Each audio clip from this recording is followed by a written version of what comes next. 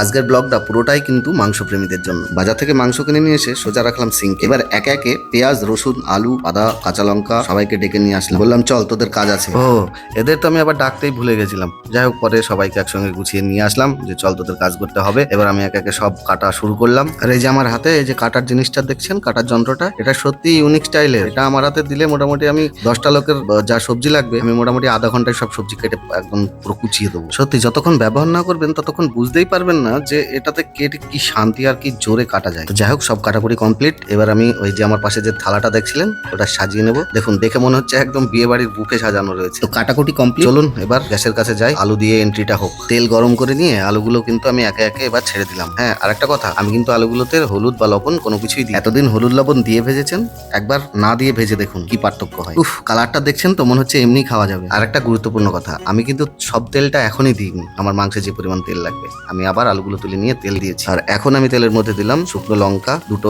এলাচ, একটা স্টার ফুল আর একটুখানি দারচিনি। আর হ্যাঁ, সেগুলো একটু ভেজে নিয়ে আমি তার মধ্যে দিয়ে দিয়েছি পেঁয়াজ আর একটু চিনি। চিনি দিলে কি হয় বলুন তো, ওই যে শুকনো লঙ্কার গুঁড়োর যে কালারটা আসে সেই কালারটা কিন্তু মাংসে আপনার আসবে। আপনি কিন্তু দেখে নেবেন, আমি কোনো শুকনো লঙ্কার গুঁড়ো ব্যবহার করব না। হ্যাঁ, এবার সেগুলো একটু ভেজে নিয়ে পাশের গ্যাসে যে গরম জল বসিয়েছিলাম ওই গরম জল এবার একটু দিয়ে দেবো। এবার দিয়ে দেবো পরিমাণ মতো হলুদ, পরিমাণ মতো লবণ আর মিট মশলা। এগুলো কিন্তু ভুল করেও তেলের উপর দেবেন না, তেলের উপর দিলে আপনারও কালারের 12টা বেজে। এবার মশলাটাকে কিছুক্ষণ ঢাকা দিয়ে কষানোর পর আমি দিয়ে দিলাম মাংসগুলো। এবার ঘড়ি ধরে 10 মিনিট কষাতে থাকুন। এখন কিন্তু আলু দেওয়া যাবে না। ব্যাস 10 মিনিট কষানো হয়ে গেলে এবার আলুগুলো দিয়ে দিন একে একে। এই আলু আগে দিলেই কিন্তু আপনার ঝোলের টেস্টটা খারাপ করবে। ব্যাস মশলা থেকে তেল ছাড়তে শুরু করলেই ওই যে গরম জল বসিয়ে রেখেছিলাম ওটা এবার দিয়ে দিলাম। এবার এটাকে আমি লবণ চেক করে পাক্কা 15 মিনিটের জন্য ঢেকে দেবো আর গ্যাসটা একটু কমিয়ে দেবো। ওই যে প্রথমেই বলেছিলাম কালারটা দেখছেন তো, বিশ্বাস হলো? চলুন, রান্না বান্না তো হলো, এবার আমাদের বাড়ির রান্নার স্বাদ বিচারককে দিয়ে টেস্ট করানো যাক।